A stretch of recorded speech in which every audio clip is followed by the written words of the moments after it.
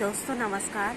जैसा कि हम आपको शाम की आरती के दर्शन कराते हैं, तो आज 11 अक्टूबर का ये दिन और हम आपको अभी मंदिर में आरती के दर्शन करा रहे हैं। जैसा कि आपको घंटियों की ध्वनियाँ स्पष्ट सुनाई दे रही होंगी, तो इस समय मंदिर में आरती चल रही है और अभी टाइम 6 बज गया है।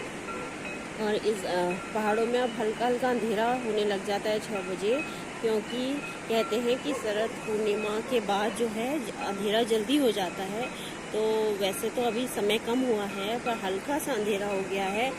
और हम आपको, जैसा कि दोस्तों, हम आपको आरती के दर्शन तो कराते ही हैं, साथ में बाबा जी से कुछ जुड़े हुए कुछ वृतांत भी सुनाते हैं। पर आज मैं आपको बाबा के कोई वृतांत न सुनाकर बाबा के शिव अवतार होने के बारे में जानकारी दे रही हूँ।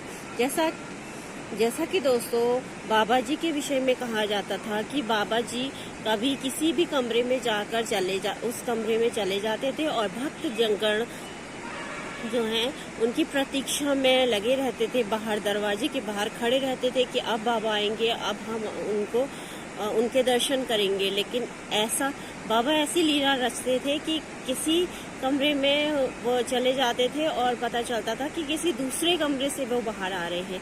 सिद्धि माँ कई बार लोगों को बताया करती थी कि बाबा जी यहाँ नहीं है, वो तो दूसरी जगह मिलेंगे। और होता ऐसा ही था, सिद्धि माँ जहाँ बताती थी वहीं बाबा मिलते थे। तो एक ये मैंने कहानी पढ़ी है बाबा जी की, जिसमें बाबा के शिव रूप का वर्णन है। उसमें बाबा जी एक बार जो है तपस्या के लिए अपने कमरे में चले जाते हैं और भक्त लोग सब बाहर से खड़े रहते हैं कि अब बाबा आएंगे और हम अब दर्शन करेंगे। तभी उनका एक सेवक जो है दूसरे कमरे में चला जाता है जहां अक्सर बाबा तपस्या करते थे, और एकदम से वो दरवाजा खोल देता है। वो सोचता है शायद कि मैं लोगों को बताऊंगा कि बाबा यहाँ हैं, लेकिन जैसे ही वह कमरा खोलता है वो बेहोश होकर गिर जाता है।